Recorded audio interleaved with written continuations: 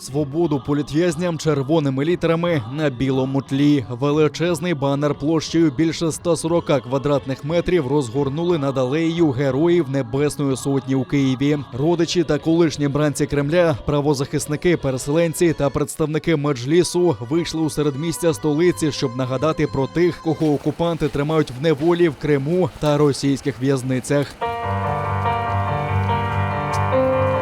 Ісмаїл Рамазанов і сам зазнав тортур окупантів та знає, що таке російська неволя. Його ведуть у кайданках і ставлять на коліна. Театралізований перформанс має назву «Кайданам не забрати мою свободу».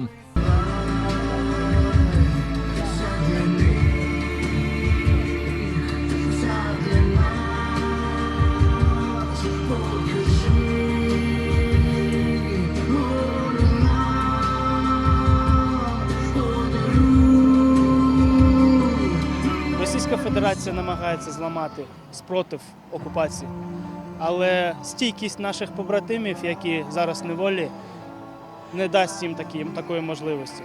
І, можливо, силует Криму – це дійсно деокупація, повна деокупація Криму. Я впевнений, тільки повна деокупація Криму приведе до нашої перемоги. Обязательно придет тот день, когда Россия рухнет, Путина не станет, Украина воспрянет, Украина восстановит свои государственные границы, восстановит территориальную целостность. И два народа, которые на крови показали, что они братья, крымско-татарский и украинский народ, будут жить в одном едином государстве Украина, в котором будуть гарантовані всі права кримськотатарського народу. Правозахисники оголосили свої вимоги і до української влади. Закликають якнайшвидше розглянути законопроєкт про захист політв'язнів. Ми знаємо, що Зеленський передав списки політв'язнів Байдену, але пройшло вже 3 місяці і нічого не відбулося. Ми вимагаємо прийняти тут закон, який захищає політв'язнів, який надає державні гарантії, підтримки їхнім родинам, тому що більшість політв'язнів – це кримські татари, в них є великі багатодітні родини. Ці діти фактично стали напівсиротами, бо їхні батьки сидять в тюрмах. Держава повинна надавати допомогу і закріпити це на рівні законодавства. Усі присутні залишили свої побажання на величезному полотні. Хтось зичить сил заручникам Путіна, а хтось – покарання для окупантів.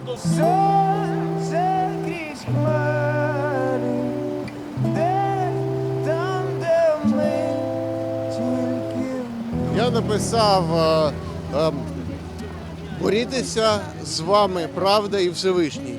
Підтримка для всіх, незалежності від національностей, статті, за якою людей судять. Це люди, яких незаконно осудили за їх позицію, громадянську, політичну позицію, яка не сходиться з позиції окупантів. Я написав так само на підтримку хештег «Фрі Тимур Ібрагімов», громадянський журналіст, активіст Кримської солідарності, абсолютно в дикий спосіб засуджений на 17 років позбавлення волі. І це ще попереду апеляції не було, тут ми ще не знаємо взагалі, як буде далі відбуватись. Тобто людину тримають в СІЗО декілька років, потім дають такі жуткі терміни. І це не тільки про нього, це дуже багато. Там кожна історія кожного обранця – це страшний біль і страшна несправедливість. З Вадимом Сируком я давно знайома.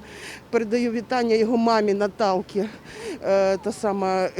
З Еміром ми працювали разом у Гаспринської селищної ради. Я також хочу, щоб хлопці трималися. Олег Приходько, я дуже хочу, щоб він також тримався.